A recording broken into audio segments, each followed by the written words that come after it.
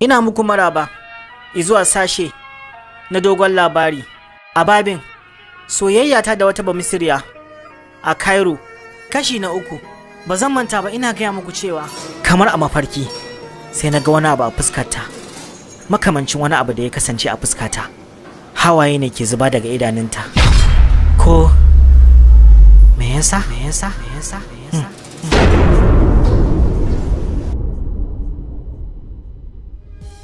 Ina ta juya tunanin menene yasa wannan kyakkyawar yarinya take zub da hawaye a kaina ne, ko ita ma dai ta kamu da soyayya ta ne, soyayya irin wacce ake kira soyayyar ganin farko, wacce kana ganin mutum nan take zaka ji stamfin sansa ya rattaba akan zuciyarka, ko dai ita ma irin wannan san ne ta ji a zuciyarta.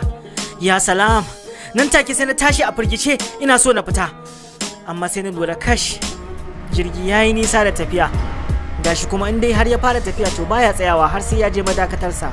Ne ta daga kai ina so na ganta, can sai na tsinkaye ta tana tsaye tana ta kallon jirgin yayin da yake tafiya. Ta girgiza kanta sannan ta koma wajen zamanta, ta zauna a saibance ta yi tagumi. Nan take na ji zuciyata tamkar za ta yi bindiga. Nake tunanin cewa akan mene da na bar wannan waje bayan duk alamun da ta nuna min. Me yasa na bar wannan waje? Subhanallah, kaga wasu yan tsirarin mintuna za su canza min kaddarar rayuwata. Yarinyar nan ban taba ganin ta ba, ban ma san sunanta ba. Ko me sunanta? Bayan tafiyar sa'o'i 2 mun samu mun isa Alexandria. Tunda muka fara tafiya har muka isa ban samu cewa komi ba, yayin da abokaina suka yi ta musayya kamar yadda suka saba. Duk rashin son gaskiyarka dole ka yadda cewa naman zabuwa wallahi ya fi na kaza zaki. Me ya kawo dole? Abu ne fa na ra'ayi, kowa da irin abin da yake ra'ayi, kuma kowa da yadda yake jin ɗanɗano a bakinsa. Ni ɗanɗanon kaza ya fi min na zabuwa daɗi. Simple. Malam kaga ba wani, kowa ya ba in kace min kwai na yadda cewa kwan kaza ya fi na zabuwa daɗi, amma wallahi in dai nama ne alƙur'an wallahi naman zabuwa ya fi na kaza daɗi. Malam ku kaza kai ne ko yanki nake mana. Ni dai samsam ba ta tasu nake yi ba, ina ta tunanin abin da yake ta juya min a cikin zuciyata, abin da yake mafi a'ala a daidai wannan lokaci a rayuwata. Ga mu dai a Alexandria, amma ni gaba ɗaya zuciyata da tunanina duk suna tashar jirgin ƙasa ta Ramses. Muka fita a cikin jirgi, muka shiga gari, muka je gidan cin abinci, muka ci abinci, muka fito daga gidan cin abinci, muka je bakin ruwa, muka ɗauki hotuna, muka ziyarci wajajen tarihi, muka je gidajen wasanni da shakatawa. Amma har yau ko ɗaya daga cikin waɗannan wajaje ba zan iya tuna me aka je aka yi a wajen mu kuma ya aka yi, saboda zuciyata da tunanina suna tashar jirgin ƙasa ta Ramses. Abokaina su ma jikinsu ya musu wani iri ba su gane min ba, sai suka tambaye ni, kai hamago, wai tunda su kana ta wani zugun kamar an maka mutuwa, me yake damun ka ne iye? Ni ma dai gaskiya. Me yake damun ka? Shine ai ni ma na kasa gane maka wallahi. Ya dai? Fatan dai komai lafiya. lafiya, kaina ne kawai yake mun ciwo. Kaga yana da maganin ciwon kai, zo ka ga kawo kanka. A kai malam kana ta yayi bo masa kai, me zaka masa da kai? Goransa zan yi, wallahi ina goransa zai watsake. Kai dalla sake shi da Allah. Kai Allah kana da matsala, ina gaya ma wallahi ina saboda man goran ɗaya wallahi ne wani. Allah ya sauke. A haka dai muka gama yawacen shakatawar mu, sannan muka koma tasha domin shiga jirgin karfe 8 na dare mu isa Cairo da misalin karfe 10 na dare. Wannan jirgi haka yake ta sheka gudu tamkar zai tashi sama, amma ni kuma ji nake kawai a saibance muke tafiya tamkar na hau bayan kunkuru. Bayan mun yi tafiya kamar na tsawon mintuna 45 kawai sai jirgin ya nemi waje ya tsaya. Kasancewar jirgin yana tsayawa a kowace tasha da ke hanyarsa, to mun ɗauka irin wannan tsayuwar ce, to ashe ba haka bane.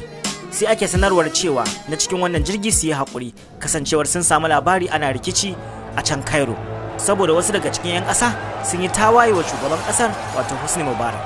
A dalilin haka jirgin ba zai ƙarasa Cairo ba a wannan dare.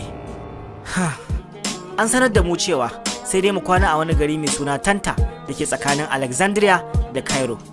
Nan take na ji wani hijabin bakin ciki ya lulluɓe min zuciyata, tamkar ban taɓa farin ciki tun da nake a rayuwata ba. Haka zalika na shiga wani matuƙar tashin hankali, kasancewar an fara tawaye a wannan ƙasa. Wannan yarinya kowane hali take ciki ban sani ba. Inna lillahi wa inna ilaihi raji'un. Inna lillahi wa inna ilaihi raji'un. Inna lillahi wa inna ilaihi raji'un. Abin da nake ta maimaitawa a cikin zuciyata kenan, saboda na samu kaina a ganiyar firgici da tashin hankali da ɗumauta. Nan take sai zuciyata ta tuna min da wata magana da akan ce wasu damammakin sukan zo ne so ɗaya tak a rayuwar mutum, da zarar ya bari sun kubuce to ya rasa kenan.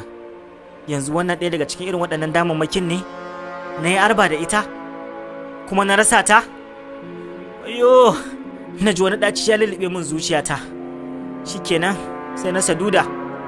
Mai yiwa dama irin abin nan ne da za ku haɗu da mutum so ɗaya tak a rayuwa, ka ji kana tambayar kanka me yasa tuntuni ba ku haɗu da shi a farkon rayuwarka ba, amma kuma kafin ka farga sai kawai ka neme shi ka rasa, ba kuma za ka sake ganin sa ba har abada. Inna lillahi wa inna ilaihi raji'un.